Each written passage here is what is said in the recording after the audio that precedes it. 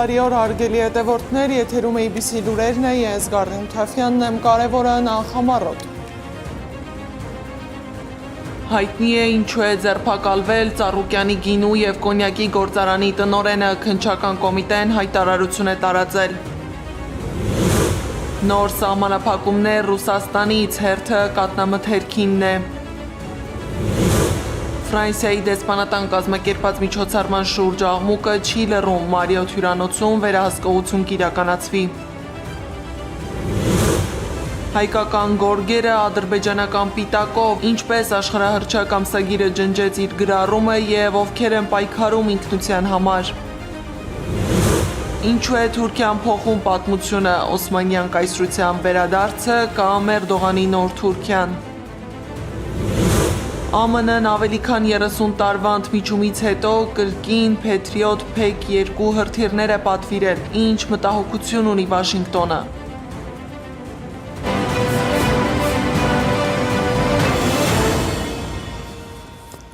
Ձերբակալել են Գագիկ Ծառուկյանին պատկանող Երևանի Արարատ գինու, կոնյակի և օղու գործարանի տնօրեն Արման Դավթյանին։ Քննչական կոմիտեն նրան մեղադրում է առանձնապես խոշոր չափի հարկեր չվճարելու համար։ Քննչական կոմիտեն միջնորդություն է ներկայացրել դատարան։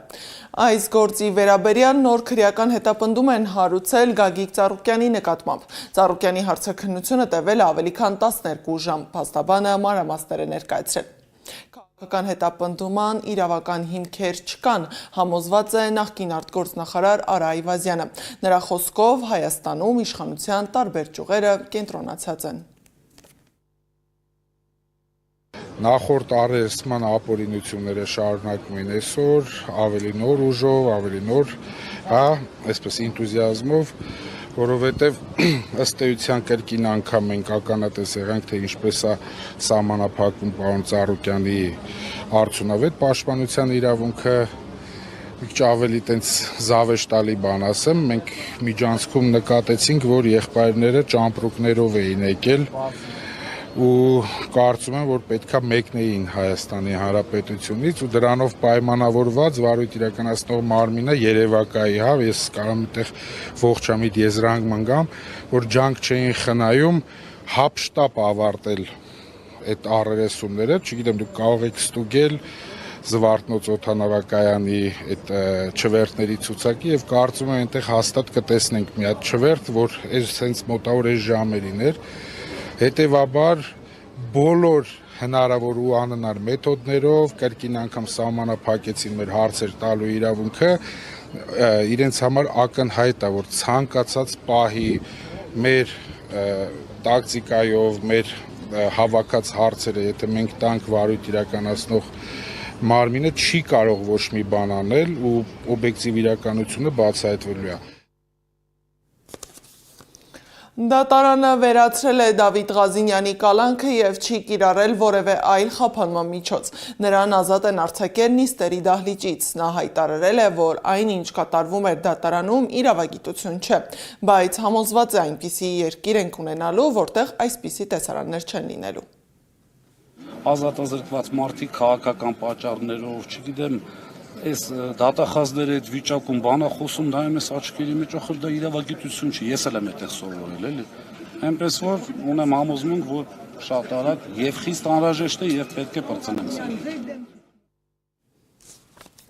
Ուժեղ Հայաստան դաշինքի ցուցակով ընտրված պատգամավոր Հայկ Սուքիասյանը ևս ազատ է արձակվել դատարանի դահլիճից։ Դատարանը վերացրել է նրա նկատմամբ կիրառված խափանման միջոց տնային կալանքը։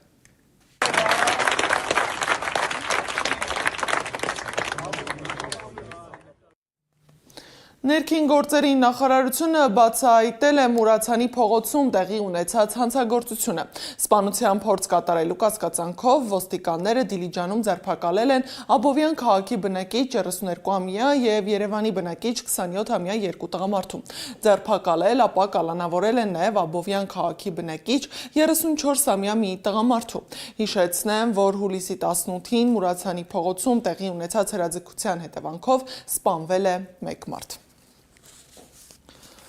Ավտովթար է տեղի ունեցել Վայոց ձորի մարզում, ըստ Գագիկ Շամշյանի Երևան-Երասխմեղրի ավտոճանապարհի Սարավան բնակավայրի մոտակայքում Պաշտպանության նախարարությանը պատկանող շտապ օգնության ավտոմեքենան դեռևս անհայտ հանգամանքում կողաշրջվել է։ Նախնական տեղեկությունով վարորդին մարմնական վնասվածքներով տեղափոխել են հիվանդանոց։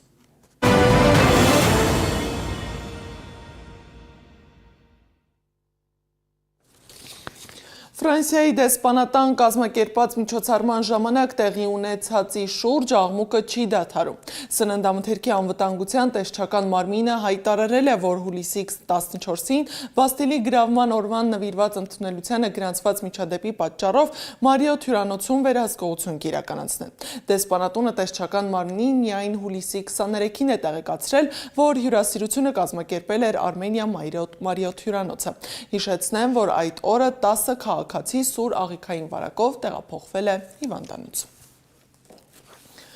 Իսկ Ռուսաստանը նոր տնտեսական սահմանափակումներ է նշանակել Հայաստանի նկատմամբ, այս անգամ կաթնամթերքի ներմուծման վերաբերյալ։ Ծառայությունը հիմք է ընդունել Հայաստանի կաթի վերամշակմամբ զբաղվող ձեռնարկություններով իրականացրած ստուգումների արդյունքները։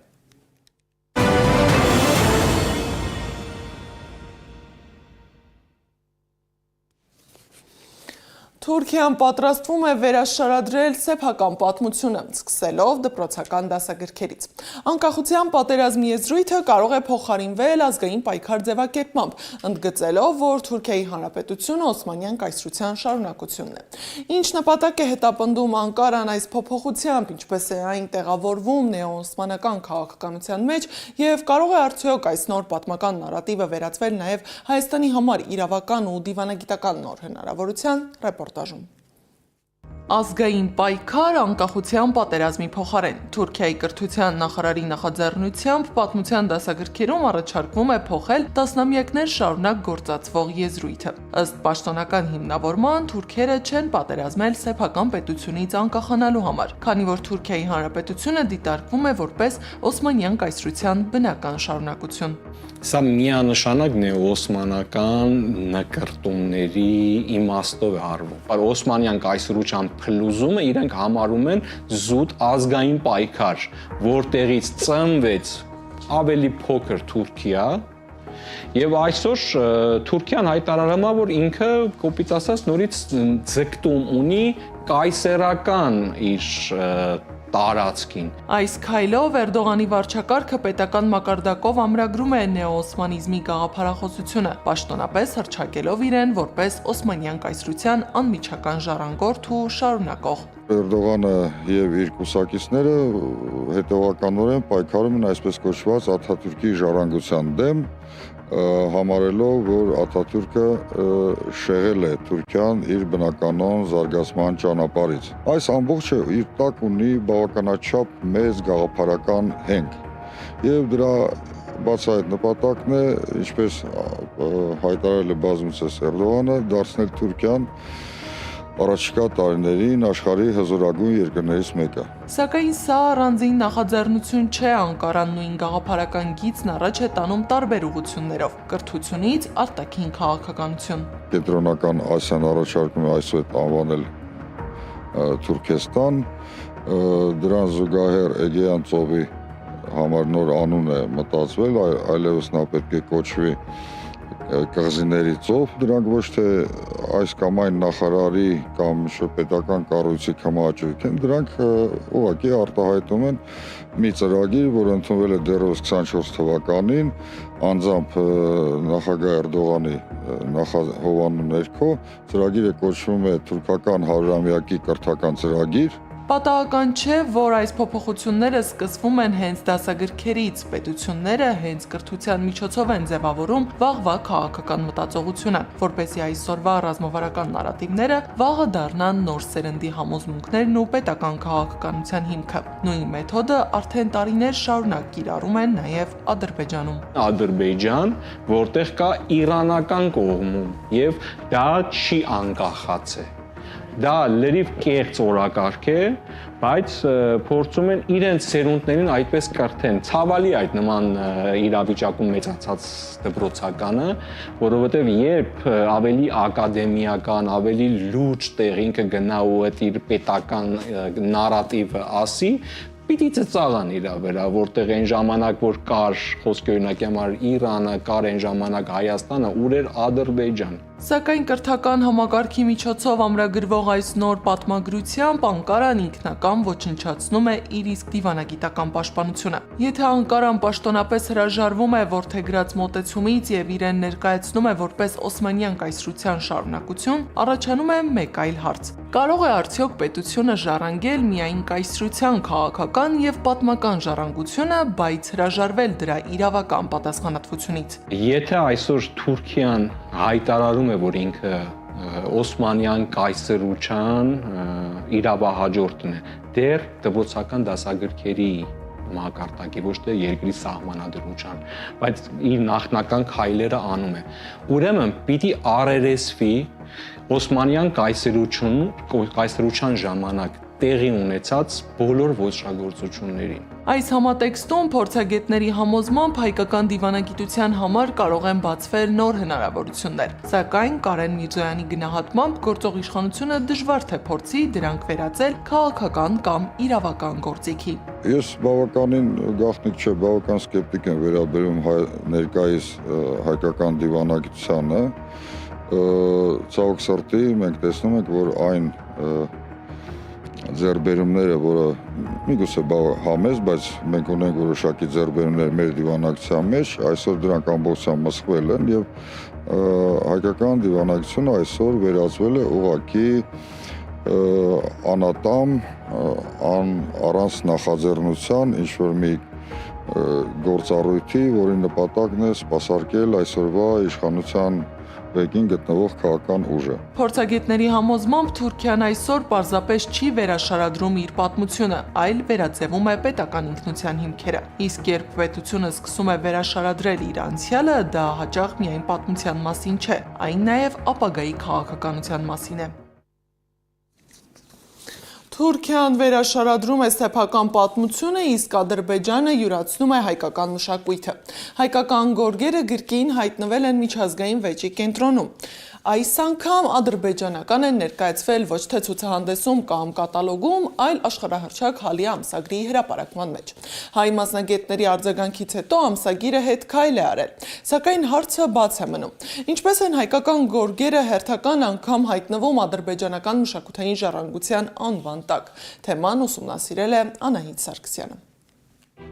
Հալի աշխարհահռչակ ամսագիրը նախ գրառում կատարեց, որ Ադրբեջանը մասնակցելու է Հունգարիայում կայանալիք գորգերի ցուցահանդեսին, որին կից նկարներում ադրբեջանականի անվան տակ ներկայացված էին հայկական գորգեր։ Հայ մասնագետների արձագանքից ու հակադարձումից հետո գրառումը հեռացվեց ամսագրի Facebook-յան էջից, սակայն Instagram-յան էջում դեռևս կա։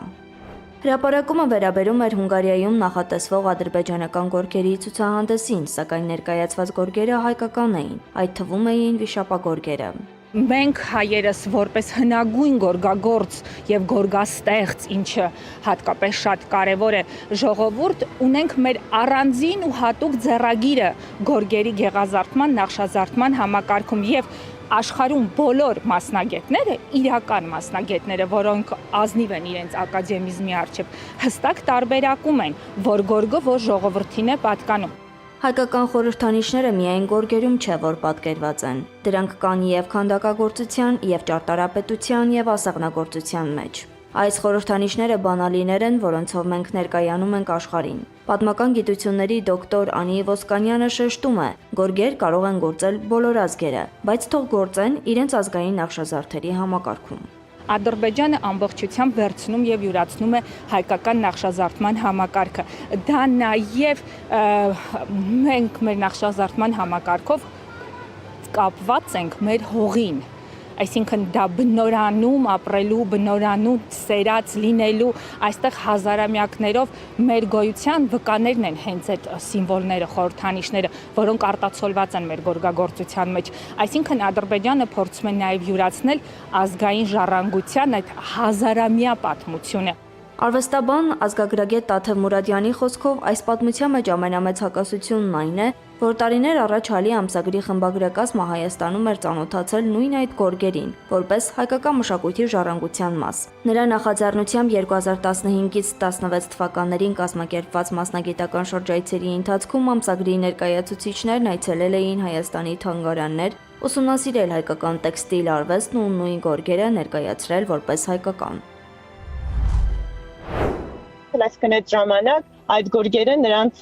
կարծիքով պնդման կամ հավաստիությամբ հայկական գորգեր էին, բայց այսօր փաստորեն 20 թվականի պատերազմից հետո եւ Արցախի տոտալ հանձնումից հետո, ինչպես մենք տեսանք, փաստորեն հրապարակվում են որպես ադրբեջանական։ Թեև հրապարակումը հեռացվել է միայն Facebook-ից, իսկ Instagram-ում դեռ հասանելի է, Տաթև Մուրադյանը տեղի ունեցածը կարևոր արդյունք է համարում, նշելով, որ փաստերն ու մասնագիտական հետևողականությունը ստիպեցին հեղինակավոր ամսագրին հետ քայլանել։ Փոքրիկ մեր ընկերների ասած բարոյական հաղթանակ ունեցան, որ գոնե Facebook-ից շնչվեց այդ գրառումը։ Հարցին արձագանքել է նաև հայկական գորգի ազգային կենտրոնի նախագահ Վիկտոր Մնացականյանը։ Նա տեղի ունեցածը գնահատել է որպես հայկական մշակութային ժառանգության նկատմամբ ոտնձգություն, ընդգծելով, որ խոսքը ոչ միայն առանձին գորգերի, այլև ամբողջ հայկական գորգագործական դպրոցի զարդանախշային համակարգի յուրացման փորձի մասին է։ Ամսագիրը իր վերջին հրապարակմամբ օրը ցերեկով գողանում է ըստիս ամենահայկական պատմամշակութային հետք ունեցող ու մեր ԴՆԹ-ի մաս կազմող հայկական խալիները։ Սա մշակութային ժառանգության նկատմամբ հստակ ոտնձգություն է, հայկական գորգագործական դպրոցի զարդանախշման համակարգի յուրացում։ Անիմաստ է խոսել չեղած մշակույթի նախարարության մասին, ու առավել քան տեղին է հիշեցնել, թե ինչ է տեղի ունենում նման կառույցի լիկվիդացիայի դեպքում։ Դարերի պատմություն ունեցող հայկական գորգագործությունը վաղուց արդեն միայն արվեստի տեսակ չէ, այլ ինքնության, պատմության եւ մշակութային հիշողության կրող։ Ըստ մասնագետների, այսօր այդ ժառանգությունը պահպանելու պայքարը մղվում է ոչ միայն թանգարաններում ու գիտական աշխատություններում, այլև միջազգային ցուցահանդեսներում, հեղինակավոր հրատարակություններում ու տեղեկատվական հարթակներում։ Անահիտ Սարգսյան, Տարոն Ղանդիլյան, Նոնա Գևորգյան, ABC Media։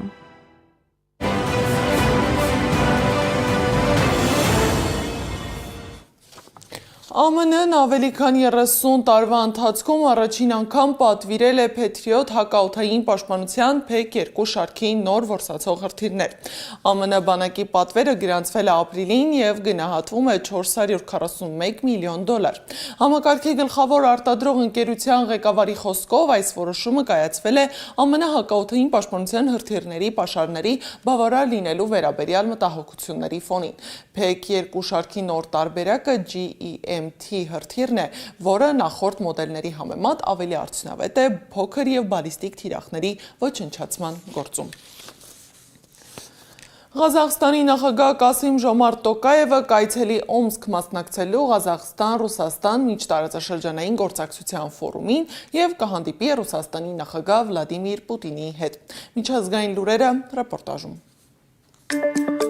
Իրանի Իսլամական հեղափոխության պահապանների կորպուսը հայտարարել է Պարսից ծոցում գտնվող ԱՄՆ ռազմական օբյեկտները կրկին թիրախավորելու մասին։ Իրանական աղբյուրները գրում են, որ թիրախավորվել են Բահրեյնի, Քուվեյթի եւ տարածաշրջանի մյուս երկրների ռազմական ենթակառուցվածքները։ Հարվածները հիմնականում իրականացվել են հրթիռներով ու անօդաչուներով, նշում են տեղական լրատվամիջոցները։ Իսրայելի վարչապետ Բենյամին Նեթանյահուն հուլիսի 27-ին կմեկնի Վաշինգտոն, իսկ հուլիսի 28-ին նրան կընդունի ԱՄՆ նախագահ Դոնալդ Թրամփը, գրում է մամուլը։ Սա երկու առաջնորդների առաջին անձնական հանդիպումն է Վաշինգտոնի եւ Թեհրանի միջև փետրվարին սկսված հակամարտությունից հետո։ ԱՄՆ նախագահ Դոնալդ Թրամփը հայտարարել է, որ իր համոզմամբ Չինաստանն ու Ռուսաստանը ռազմական աջակցություն չեն ցուցաբերում Իրանին։ Նրա խոսքով, եթե այդ երկրներն իսկապես ռազմական աջակցություն ցուցաբերեին Իրանին, դա կվնասեր հենց նրանց։ Վլադիմիր Զելենսկին պատրաստակամություն է հայտնել հանդիպել Թրամփի հետ։ Ես պատրաստ եմ գալ Օվալաձև աշխատասենյակ կամ Մարալագո խաղաղության համաձայնագրի շուրջ բանակցություններ վարելու։ Դա կախված է Թրամփից, ասել է նա։ Նա նաև հայտարարել է, որ իր կարծիքով Խորհրդային Միությունը Միացյալ Նահանգների համար ամենավտանգավոր հակառակորդն էր, ընդգծելով, որ եթե Ռուսաստանը կրկին վերածվի Խորհրդային Միության, ապա Միացյալ Նահանգները ստիպված կլինի միաժամանակ դիմակայել եւ Չինաստանին եւ Խորհրդային Միությանը։ Իսպանիան անտառային հրդեհների պատճառով ակտիվացրել է ԵՄ քաղաքացիական պաշտպանության մեխանիզմը եւ խնդրել մասնագիտացված 4 հրշեջ ինքնաթիռ։ Հունաստանն արդեն արձագանքել է առաջարկելով 2-ը։ Մադրիդի ինքնավոր համայնքում եւ Ավիլա նահանգում հայտարարվել է արտակարգ դրություն, տարհանվել է շուրջ 11500 մարդ, իսկ երկրի մեծ մասում հրդեհի վտանգը շարունակում է մնալ չափազանց բարձր։ Հնդկաստանում առնվազն 13 մարդ, այդ թվում 1 երեխա է մահացել քարաթափման հետևանքով։ Դանիայում տեղի է ունեցել միջնադարյան մարտերի աշխարհի առաջնությունը։ 30 երկրի 600 մասնակից մենամարտել են երկաթե զրահներով միջնադարի ոգուն համապատասխան։ Միջոցառումն անցկացվել է Դանիայի 15-րդ դարի ամրոցում՝ Սպոտրուպում։ Այս մասշտաբային իրադարձությունը համախմբում է հարյուրավոր մարտիկների ամբողջ աշխարհից եւ ուղեկցվում ավանդական միջնադարյան փառատոնով։ Ամերիկայի Միացյալ Նահանգների գյուղերից մեկում մարջն այցելել է գրասենյակ, ինքնուրույն բացել դուռը, այսուայն կողմ նայել ու հանգիստ թողել հեռացել։ Անահիտ Սարգսյան, Գեղամ Ղազարյան, ABC Media։ Այս ժամի համար առանձնացրել էինք այսքանը, շարունակեք հետևել մեզ սոցիալական բոլոր ցանցերում կամ այցելեք մեր պաշտոնական կայք www.abcmedia.am։ Մենք կհանդիպենք ժամը 18-ին լուրերի գլխավոր թողարկմանը, առայժմ։